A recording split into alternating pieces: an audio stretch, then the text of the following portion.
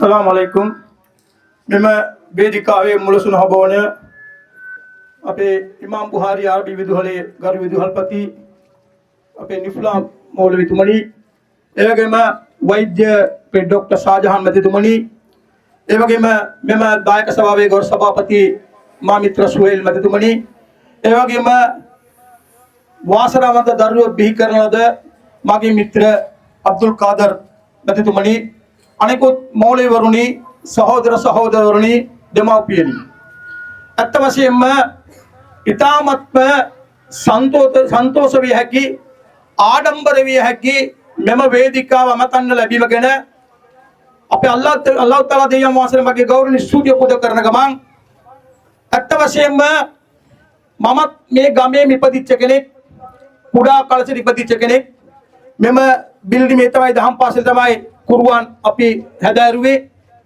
මම දන්න තරමින් අපි ඒ දවස්වල අල් කුර්ආනේ අපි මේ දහම් පාසලේ අපි අල් කුර්ආනේ පාඩම් කරනකොට අර මද්රසා වලට ගිහිල්ලා ඉගෙන ගන්න ළමයෙක් අපි දකින්න ලැබෙන්නේ එක්කෝ රමලාන් මාසේ නැත්තම් හජ් අවුරුදු මාසේ වගේ දවස්වල තමයි අපේ ගමෙන් පිට පළාත් වලට ගිහිල්ලා දහම් පාසල වලට ගිහිල්ලා අරාබි විදුහල වලට ගිහිල්ලා ඉගෙන ගත්ත මौलවිතුමෙක් අපිට දකින්න ලැබෙන්නේ.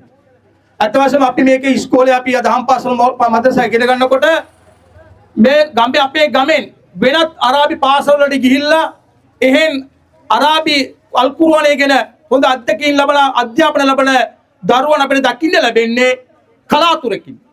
හැබැයි වාසනාව තමයි අපේ ගමේම ගින්තොට ප්‍රදේශයේ මහබගොළ ප්‍රදේශයේම අල් කුර්ආනය උගන්වන දහම් පාසලක් අරාබි විදුහලක් ආරම්භ කරලා ඇත්ත වශයෙන්ම අපිට දකින්න ලැබෙනවා දැන් අපේ මෞලවිතුරු විශාල ප්‍රමාණයක් මේ ප්‍රදේශය තුල විතරක් නෙමෙයි මේ ප්‍රදේශයට පිටපළාත් වලින් ඇවිල්ලා මේ අධ්‍යාපනය හදාරන වෙන දිස්ත්‍රික්ක වලින් වෙන පළාත් වලින් ඇවිල්ලා මේ අධ්‍යාපන හදාරන දරුවන් බිහි කරන පාසල බවට මේ පාසලපත් වෙලා තියෙනවා.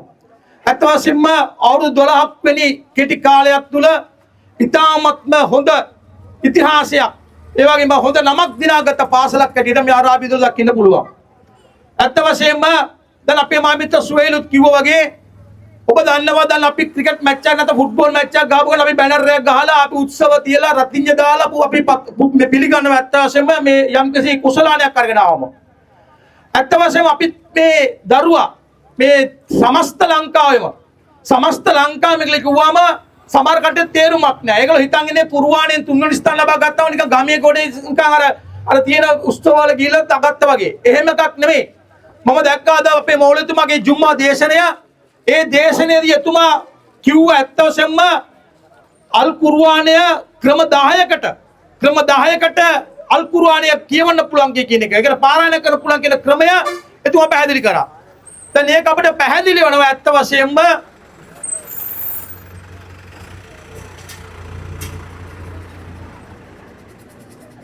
දැන් ඒක ඇත්තම අපිට පැහැදිලි වෙනවා අපිත් දකිනවා ඒ එක පල්ලිවල ඒ මෞලවිතුමල්ලා කුර්ආනය පාරායනය කරන හැටි.